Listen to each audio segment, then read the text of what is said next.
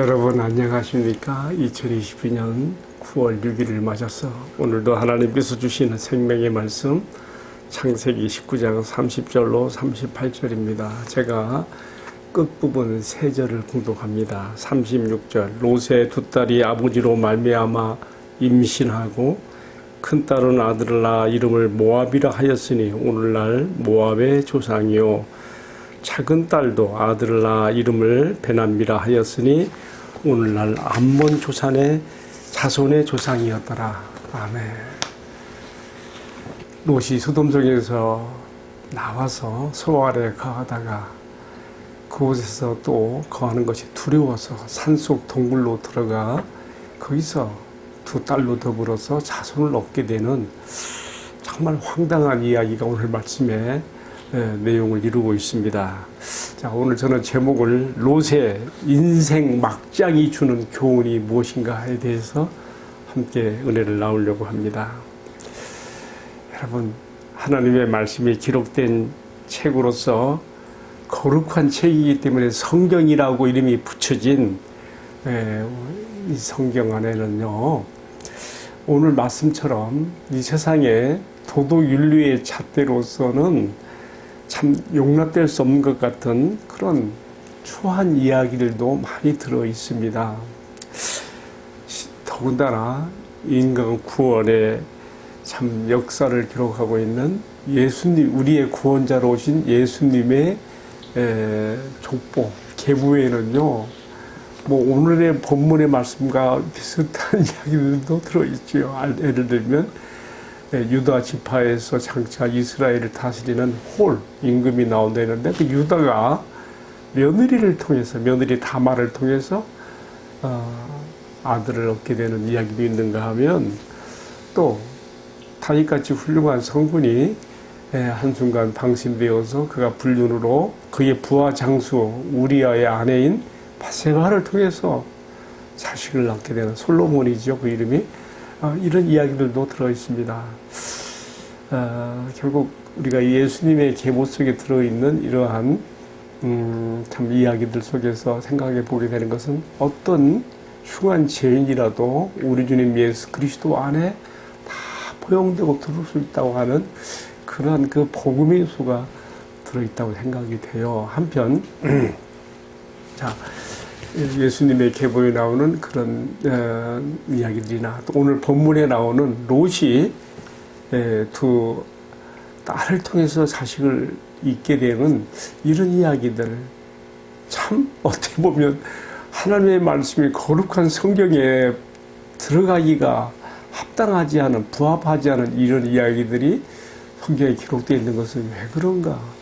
저는요 이것을 부정적으로 생각하는 면보다 역으로 돌려서 이런 생각도 해봐요. 그만큼 성경은 하나님의 말씀의 성경은 어느 하나라도 감추는 것 없이 솔직하게 모든 것을 드러내놓는, 그러므로 이 세상에서 가장 정직하고 믿을 만한 책이라고 하는 것을 우리가 이런 기사를 통해서도 엿보게 된다고 생각을 하게 됩니다.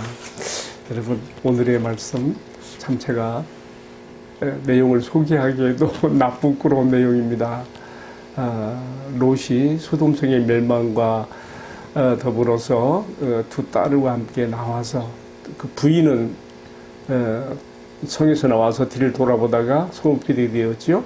두 딸과 함께 들어가서 산 곳이 소알이에요. 소알이라는 곳에 살다가 그게 또 심판이 말까 두려워서 산속 동굴로 들어가게 됩니다. 그리고 그 산속 동굴에서 두 딸과 함께 살다가 그 참 황당한 일이 발생하게 돼요. 그 큰 딸이 이게 주도했는데요. 이 세상에는 우리가 후대를 이을 다른 길이 없으니 우리가 아버지로 말미암아 우리 후손이 있자 해가지고 아버지에게 술을 잔뜩 먹여서 인사불정을 만든 다음에 큰 딸이 아버지와 동침하여 자식을 낳아서 이름이 모압이에요. 모압이라고 하는 뜻에는요, 이 압이라고 하는 말이 압이 아버지라는 뜻이 있고 앞에 모는요 히브리어에서 민이라고 하는 전치사에서 기원되는 것인데요, 아버지로 말미암아 낳은 아들이란 뜻이 모압이에요. 그리고 또 둘째 딸 역시 언니의 이러한 계략에 함께 동조해서 또 아버지에게 술을 잔뜩 먹이고 인상불성 만든 다음에 또 작은 딸도 아버지로 말미암아 자식을 낳게 돼서 이름이 베남미라고 해요. 모압, 이것이 이제 나중에 암몬이라고 그러죠. 베남미, 암몬이라고 하는데 여기서 베남미는요 또 어떤 뜻을 가지고 있는가 하면요 아들, 벤은 아들이에요. 벤허 할 때, 벤허, 영화 유명한 제목 벤허 할 때, 허가의 아들 벤허라는 뜻, 이름을 벤으로 가진 벤허거든요. 마찬가지로 여기서, 베냐민, 곧 이제 암몬이라 할 때 벤은 아들이라는 뜻이고요. 그리고 암미라고 하는 것은 나의 친족이란, 나의 백성도 들어있지만 나의 친족이, 그러니까 내가 나의 친족으로 얻은 아들이라는 뜻이 여기 또, 베냐민, 암몬에 들어있어요. 내 친족의 아들이다. 그러니까 모압은 아버지로부터 얻은 아들이란 뜻이 있고 암몬은 내 친족의 아들이다 이 뜻이죠. 그래서 이 모압과 암몬은 나중에 그 후손들이 요단강 동편에 터를 잡고 살게 되어지는데요. 문제는 이들이 하나님의 백성 아브라함의 후손과 대치하고 대립하고 서로 이렇게 적대 관계에서 살아가게 되는 것을 우리가 후대의 역사에서 보게 되는 것이죠. 하나님께서요 이 모압과 암몬을 미워하시며 또 이들은 여호와의 총회에도 들어오지 못하도록 그렇게 금하고 있는데 사실은요 이들의 출생이 천출이기 때문에 그런 건 아니에요. 우리가 신명기 23장 3절로 6절의 말씀 보게 되면 이들이 광야에서 이스라엘이 가나안으로 들어올 때 방해하고 그들을 괴롭혔거든요. 바로 거기에 하나님이 이들을 미워하시게 되는 것이면서 한편 그렇지만 하나님은 이들도 살아갈 터전 기업을 주셔요. 그래서 우리가 신명기 2장 9절에서 또 19절 말씀을 보게 되면요. 하나님께서 모압과 암몬은 요단강 동편에서 기업을 주셨다라고 되어 있습니다. 우리가 넓게 생각하면 다 그리스도 안에서 복음으로 구원받아야 될 대상들이 오늘날로 바라보죠. 요단강 동편에 이제 우리가 보는 것처럼 또 북편에 보는 것 많이 그 아랍 쪽들이 살고 있지 않습니까? 우리가 다 레바논이라든가 또 요르단이라든가 다 이 나라들이 다 사실 그 후대라고 우리가 보면 되지요. 자, 이런 사담은 이제 그만하고요. 자, 오늘 그런데 중요한 것은 이거예요.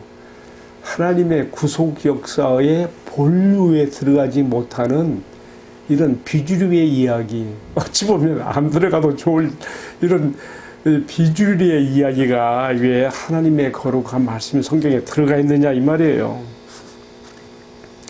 저는 그렇게 생각합니다. 사실 오늘의 말씀 창세기 19장을 마지막으로 아브라함과 함께 창세기 12장에서도 그 앞에 또 11장에서부터 출발했던 롯의 이야기는 여기서 끝나요. 여기서 막을 내립니다. 그런데 그 결과가 너무 비참한 거예요. 소돔성에 참 가서 잘 살고 있던 그가 도시 문화를 향유하며 잘 지냈던 그가 소돔성의 멸망과 함께 가졌던 모든 재산을 다 잃어버리고 겨우 몸만 구원받은 것뿐만 아니라 또한 그가 소알로 와서 또 동부에 들어가 그의 두 딸로 말미암아 참 이렇게 비정상적인 방법으로 후대를 이어서 모압과 암몬의 조상이 되는 이런 그 비천한 이야기가 여기에 써있는 이유가 뭐냐 이거지요. 저는 오늘 여기에 제가 초점을 맞춰서 생각을 해보게 됩니다. 저는 로마서 15장 4절에 사도 바울이 한 말이 생각납니다. 무엇이든지 경에 기록된 것은 무엇이든지 이전에 있었던 일들이 성경에 기록되어 있는 것은 우리의 교훈을 위하여 기록한 것이니라고 로마서 19장 4절에 되어 있습니다. 따라서 롯의 이야기도 결국은 후대에 하나님의 백성으로 살아가는 우리들에게 주시는 교훈과 유익을 위해서 좀 부끄러운 이야기지만 이 기록에 들어가 있다라고 받아들이게 되는 것입니다. 조금 더 설명을 풀어놔야 되겠습니다. 아브라함을 갈대우리에서 자기 동생 하란이 아들 롯을 낳고 죽게 되자 천의 고아가 된 이 롯을 자신의 양자처럼 받아들이고 같이 키우며 살았던 것 같아요.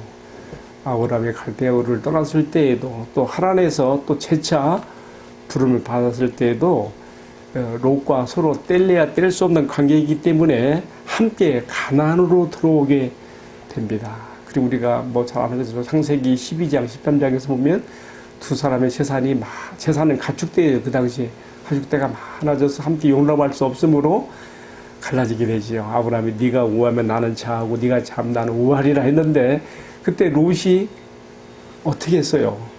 결국은 그의 선택이 오늘의 결과를 만들고 있거든요. 이게 굉장히 중요해요. 그래서 순간의 선택이 영혼을 좌우한다는 말이 이런 데서 나오는 것이 아닌가 그런 생각이 들기도 합니다. 제가 한번 창세기 13장 10절과 11절 읽어볼게요. 그걸 보면 롯이 왜 이런 선택을 따라갔는가? 눈에 보기 좋은 대로 갔다는 것이 여기서 강조되고 있어요. 읽어볼게요. 이에 롯이 눈을 들어 요단들을 바라본즉 소알까지 온 땅에 물이 넉넉하니 여호와께서 소돔 고모라를 멸하시기 전이었는 거로 마치 여호와의 동상 같고 애굽 땅과 같았더라. 그러므로 롯이 요단 온들을 택하고 동으로 옮기니 그들이 서로 떠난지라. 이렇게 기록되어 있어요. 여러분, 롯에 대하여 마지막 기록이 되어 있는 창세기 19장 후반부의 말씀을 우리가 보면서 깨닫게 되는 것은 무엇입니까? 롯은 처음에는 자기 삼촌 아브라함과 같은 여호와 신앙으로 출발하여 그는 같은 신앙의 삶으로 나아갔습니다. 그러나 창세기 13장에서 아브라함과 분리되어 나오니요 자기 팔로 자기 선택으로 죄악의 도시 소돔으로 갔던 것이죠. 창세기 13장 13절에 보게 되면요 이렇게 써 있어요. 소돔 사람은 악하여 여호와 앞에 큰 죄인이었더라. 그런데도 롯이 간 거예요. 여호와 신앙을 가진 자로서 자기 발로 그곳을 선택하여 들어간 것이죠. 여러분, 롯에게 닥친 이런 비참한 운명과 결과는 결국은 자기 선택의 결과로 그렇게 만들어진 것이 아니겠습니까? 오늘 이것은 우리에게 무엇을 말합니까? 우리가 성공적인 신앙과 삶을 살기 위해서는 우범지대에는 가지 않아야 되는 것이죠. 나의 신앙을 탈선시키고 나하여금 비틀은 일을 가게 하는 것, 그곳에는 내가 발을 딛지 않는 선택의 결단이 중요한 것이죠. 그러나 롯은 그러지 못했습니다. 자기 눈에 보기 좋은 대로 일단은 그곳이 풍요해요. 자기 가축대를 치기에 넉넉한 물과 초장이 있고 또 도시 문화가 있는 소돔성 쪽으로 그는 마음을 빼앗기고 간 것이죠.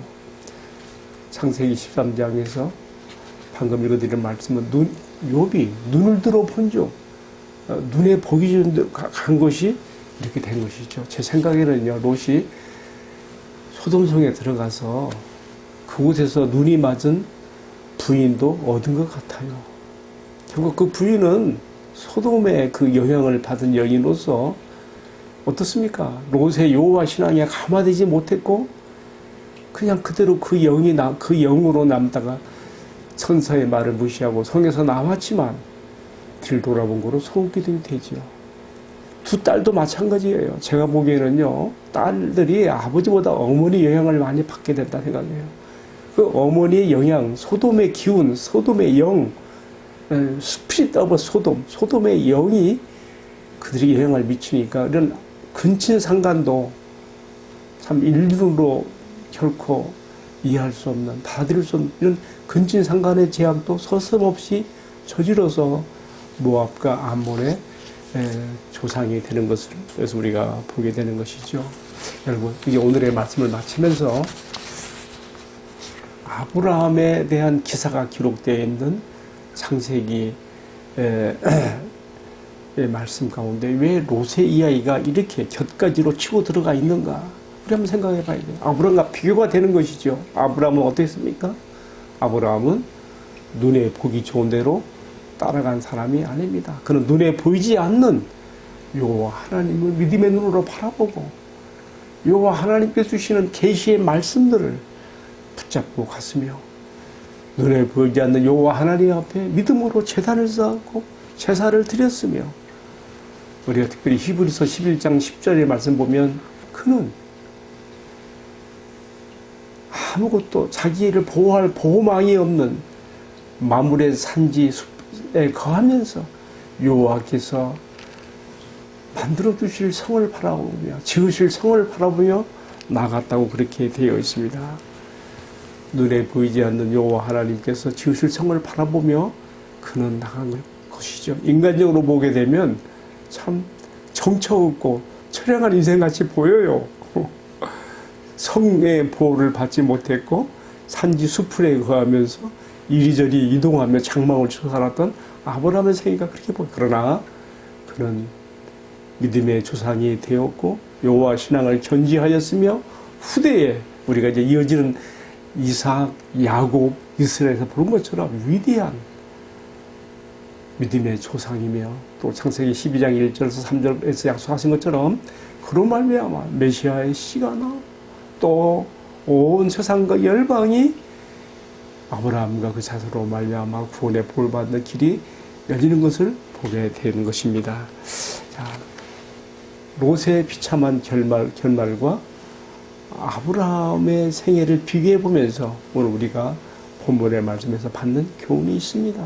그것은 우리가 세상의 가치관을 따라서 눈에 보기 좋은 대로 갔던 롯처럼 그 길을 가는 것이 아니라 아브라함처럼 보이지 않는 하나님을 믿음의 눈으로 바라보고 그의 말씀 계시를 의지하고 나아가며 그가 주시는 안전 보장을 의지하며 그의 길을 따라가는 곳에 성공적인 신앙과 인생의 길이 있다는 것을 그것이 평안의 길이라고 하는 것을 오늘의 말씀에서 굳게 붙잡게 됩니다. 함께 기도하십시다.